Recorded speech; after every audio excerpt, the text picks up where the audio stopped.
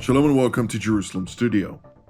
The jihadi terrorist turned president Ahmed shara came to New York this week for his maiden speech at the UN General Assembly, as well as meetings with world leaders and diplomats. During his less than 10 months tenure since his forces supposedly overthrew the Assad regime, Ashara has tried to present a new, moderate Syria, which has included security talks with Israel. Regarding the latter, Prime Minister Benjamin Netanyahu insisted that Israel's priorities are the demilitarization of southwestern Syria, which borders the Golan Heights, and the protection of the Druze community in the Sweda Governorate. This is a crucial yet insufficient part of the effort to stabilize Syria in the context of domestic and regional forces which are pulling in different directions. Can these efforts succeed? Joining us for the discussion include Professor Russell Berman, formerly a senior advisor at the U.S. State Department's Policy Planning Staff, currently the director of the Middle East and Islamic World Working Group at Hoover Institution at Stanford University. It's good to see you, Russell. Good to see you, Jonathan. It's a pleasure having you as usual.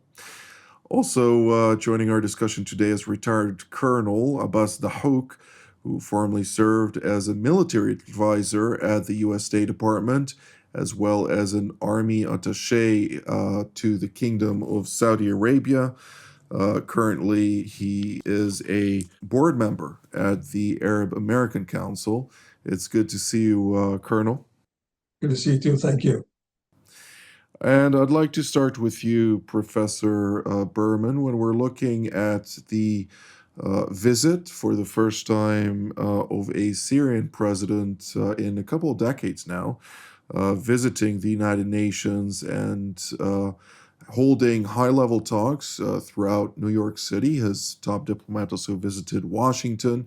They met with the Secretary of State, Marco Rubio, and his team to deliberate various aspects, which also included the possible removal altogether of the so-called Caesar Act, and many other discussions that took place in New York City, during the course of which we did hear the president or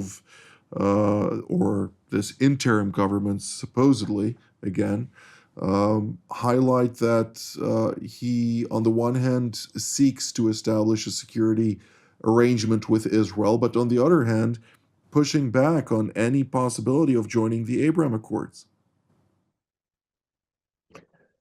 Well, it's a complicated puzzle right now in a larger region full of other complicated puzzles.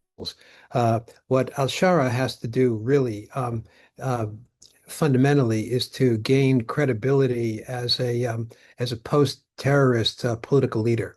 He has to prove to the Syrians, including all the minorities in Syria, that he is no longer the terrorist, and he has to prove that to the West, in particular to the United States. His credibility moving forward depends on that. There's a lot of hope that the optimistic vision that he projects is indeed valid, but the proof is in the pudding, and it's going to depend on how he puts together his government, the various committees, etc. Terrible things have happened in Syria since he was in charge, to the Alawites on the coast, to the Druze in the south, and we have to determine who is responsible and whether he was implicated or whether he can get the rogue elements under control that carried this out. That's the real bottom line. Now, if he can clear that, if indeed he is the no longer terrorist president or interim president of Syria, well, then he has a challenge with Israel. There are a lot of elements in that file. Reducing the fighting at the convincing Israel to stop the attacks, which Israel is carrying out because of its interests in demilitarizing southwest Syria. Also, Israel's interest in the cross-border Druze politics. But al-Shara also has to think through where he is with regard to Turkey. Turkey also has very ambitious interests coming from the north. In a probably worst case scenario, you could end up with a de facto Korea in Syria, a Turkish zone, an Israeli zone. Um, that's something he has to worry about as well. So he has a lot on his plate, and in the meantime, he has to um, convince his American interlocutors that he's someone to be trusted. Indeed. Well, trust, I think, will be a hard sell. Of course, there are always the political figures who do not necessarily consider everything and understand the inner workings and ulterior motives of such actors. But nonetheless, Colonel Dahouk, when we're looking at the complexities at hand, I'm very keen on hearing your take on it. Since, on the one hand, as Professor Berman has mentioned, the Israeli concerns with regard to southern Syria are one angle, to include, of course, the protection of the Druze and Christians in Sueda Governorate, in particular, which is still besieged by the Damascus-backed forces and interim government, or rather the interior forces, as they call them, as we speak, with dire humanitarian conditions, all the while Turkey holding a far larger territory under occupation of its own forces, and making sure that its national security interests are taken into account vis-a-vis also the Kurdish aspect that is, despite reaching various agreements, not overly keen on reaching a new practical arrangement of integration into the new government due to its various atrocities committed and no will or a sign of will to provide any type of guarantees to ensure that it won't perpetrate those against the Kurds as well. Well, you just very clearly identified a very complex problem. I mean, this is, and I agree with Dr. Berman that the proof is in the pudding.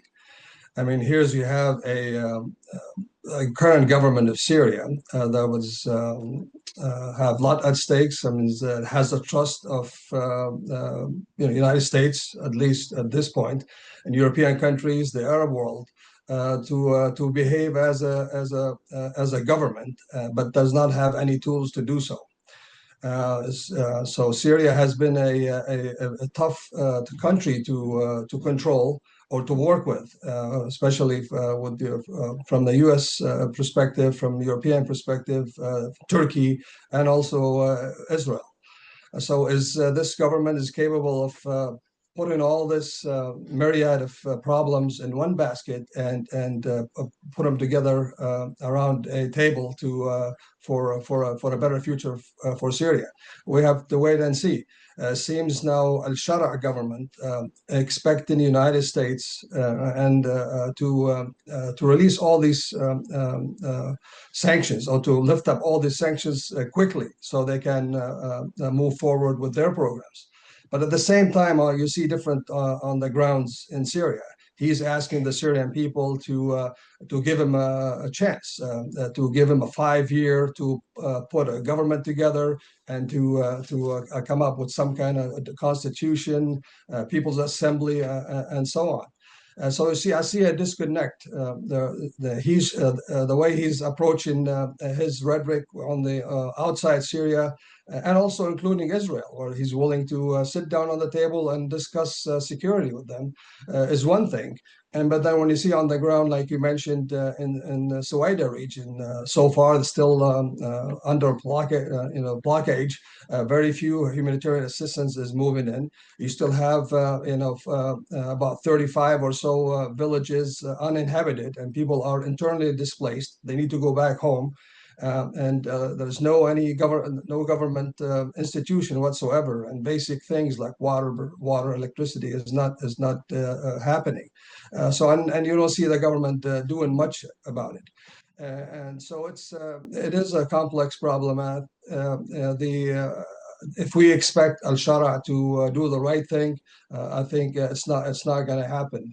And especially after those also recent atrocities, not only on the with the Alawites, with the Christians, and especially now with the Druze, and that's a special problem for Shara, different than the Kurds and different than the Christians or the Alawites.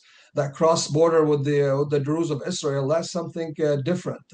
Those Druze are very well connected in Israel and very well connected with the Druze of Syria through blood and kin. So it's not just an Israeli issue. It's actually Druze has a different cross-border connection than the Kurds or any other entity. So that has to be taken into consideration as well. Indeed. Well, with all this host of challenges that this Damascus government has to face, and much due to its own doing, uh, let's bring another challenge into the equation.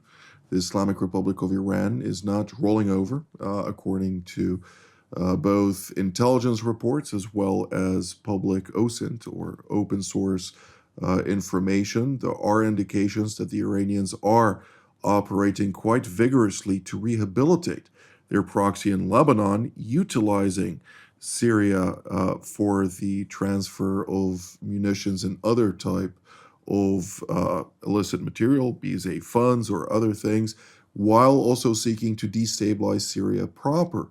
Professor Berman, I'd like to hear your take on that. Well, that's definitely not good news. We're hoping that Iran was, um, if not conclusively dealt with, at least knocked out. But if it's trying to rehabilitate Hezbollah in Iran, excuse me, in Lebanon via the routes through Syria, it's going to be putting itself really at odds with everyone, surely with the al-Shara government. Now we hope that the al-Shara government will be a modern secular government, but it's not in its DNA, and in that sense, it's going to be at odds with the Shia imperialism of Iran. That's one thing. It's also in competition with Turkey. They're not on the same page at all, and of course Israel. So Iran is fighting an uphill battle that I will confess, hope it loses. But it's going to be a further problem for al-Shara. I think the conundrum that al-Shara faces is this. Um, he has to establish credibility in a program for Syria through some forceful engagement on multiple levels within Syria. At the same time, the United States hasn't lifted the sanctions, and it's not only up to the White House, it's also up to Congress with regard to Caesar Act. Um, Israel is very suspicious as well. Turkey is occupying part of Syria. Uh, the al-Shara government just doesn't have the muscle to deal with all of this, even if it had the will. As I've said before, I hope it has the will. I'm prepared to cut it some slack on that, but it has to prove that. It's a question, and it doesn't have the capacity to prove it. And I'm not sure how he could solve this. Well, we'll dive into that momentarily. I'd like to hear first, Colonel, the Hoax point of view also on the Iranian angle within this host of complexities voiced.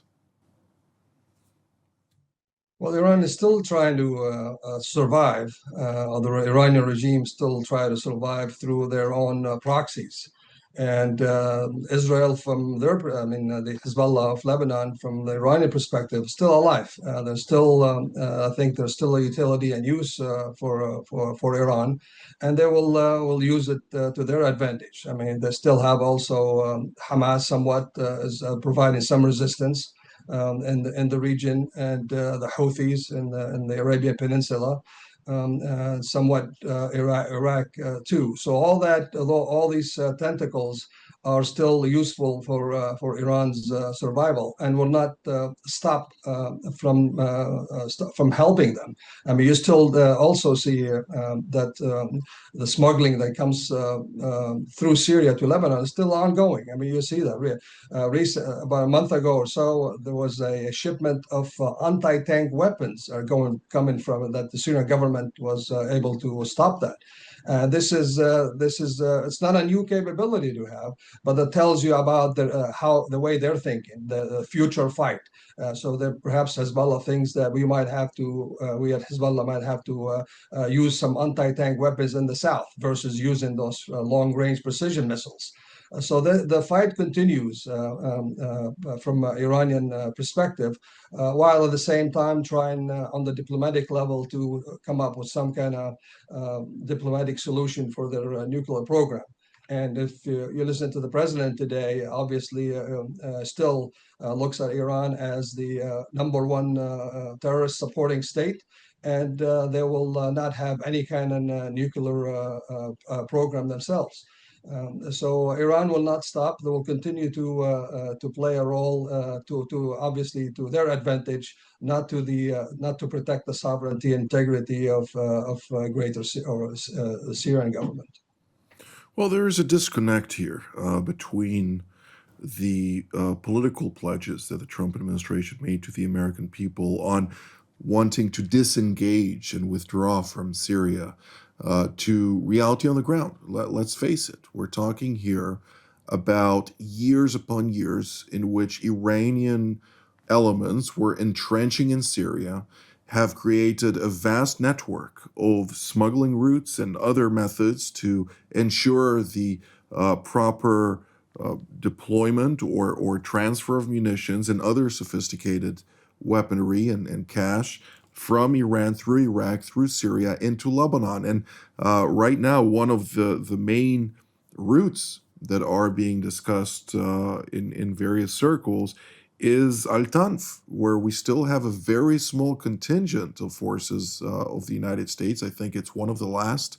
But in the event that this is withdrawn, the Iranians are already waiting to see when that happens, and they will immediately engage in utilizing those cross-border activities the moment the United States withdraws all forces, something that raises questions as to whether or not the Trump administration can be pragmatic enough to confront the challenges at hand at a time when we do know that despite the many flaws this regime has in Damascus, Iran happens to be its enemy, and it will fight it. It will not fight ISIS, in contrast to what everybody says. I think they will seek to integrate the Islamic State into its own ranks. But when it comes to the Iranians, they will try to mount some type of opposition. Whether or not they have the forces of that, if they stop massacring their own people, I'm pretty sure they'll be able to allocate some forces to that end. Professor Berman? Well, listen, you began by saying that the Trump administration promised the American public it wouldn't engage in Syria. In fact, in the first administration, the president wanted to withdraw, and that was slow walked and stopped. But if indeed the Trump administration does somehow or other engage militarily in Syria or elsewhere, I'm sorry to let you know, Jonathan, that he won't be the first president for whom there's a discrepancy between campaign promises and real politics. Listen, he wants to reduce American engagement militarily around the world. He also wants to bring an end to the Iranian threat. He's going to come up with face the fact that he's at some point force is going to be necessary, as we've already seen with the nuclear attacks on the Iranian nuclear sites. I don't expect Al-Tanf to be terminated. I do expect, though, that in the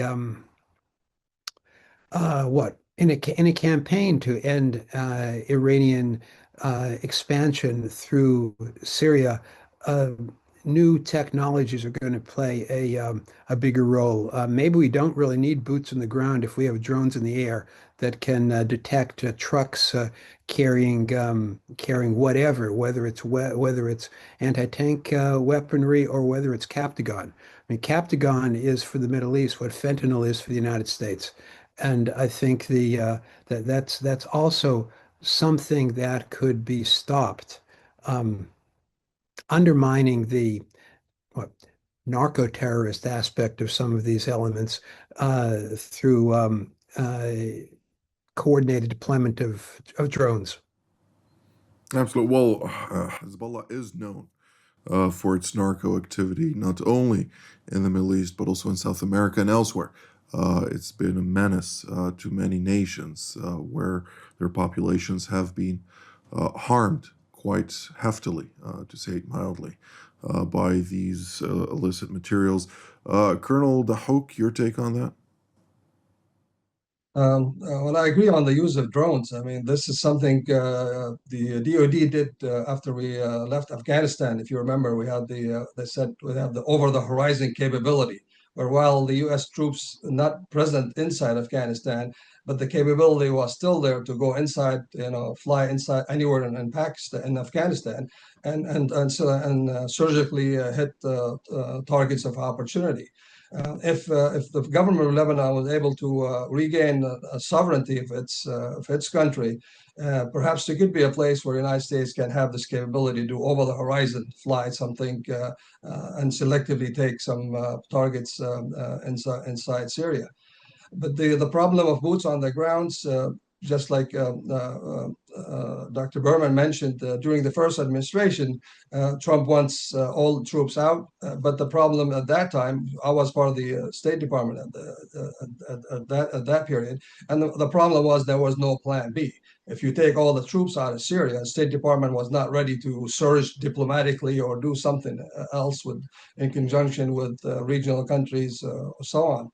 And now we're facing the same thing. According, you heard our envoy, Barak to Syria, and that he said we have no plan B. I mean, the only plan they have is al-Shara to be in charge.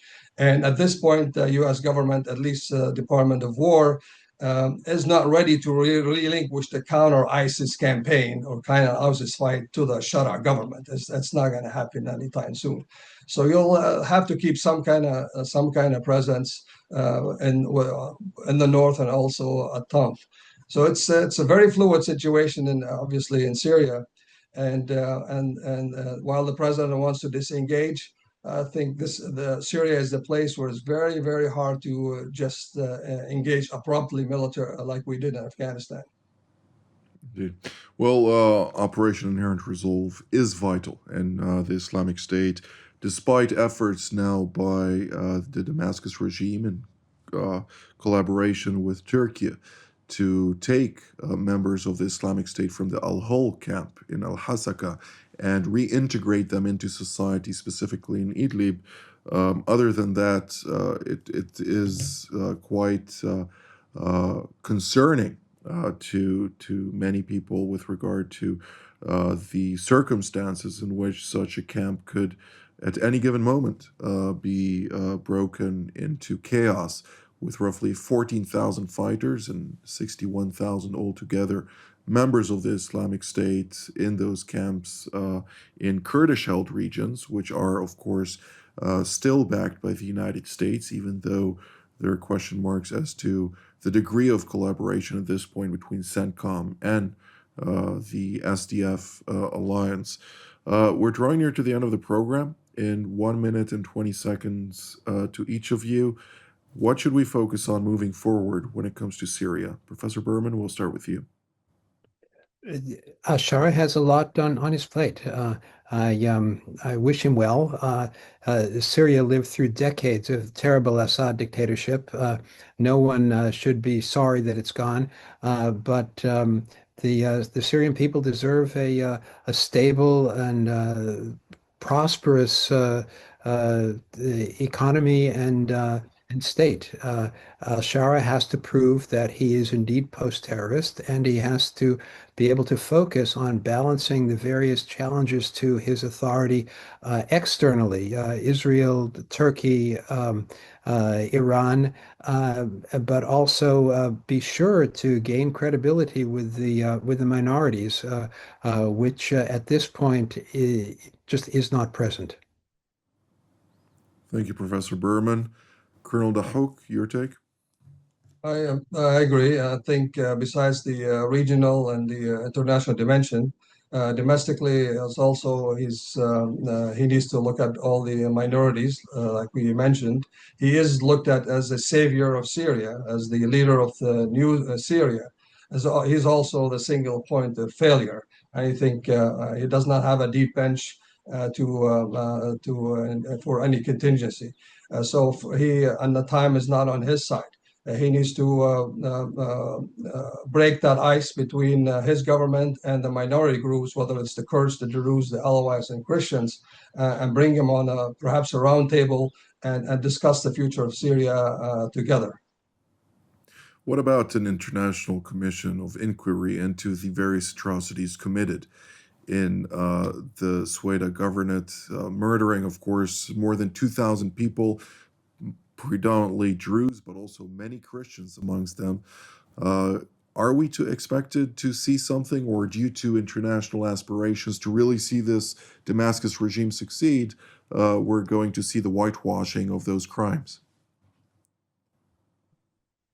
I mean, I don't think this regime is able to investigate itself. I mean, it doesn't have the structure for it, and I don't think the Druze, at least, or the Alawites will accept that. So there has to be some kind of transparent, independent, and perhaps an international committee to look at this and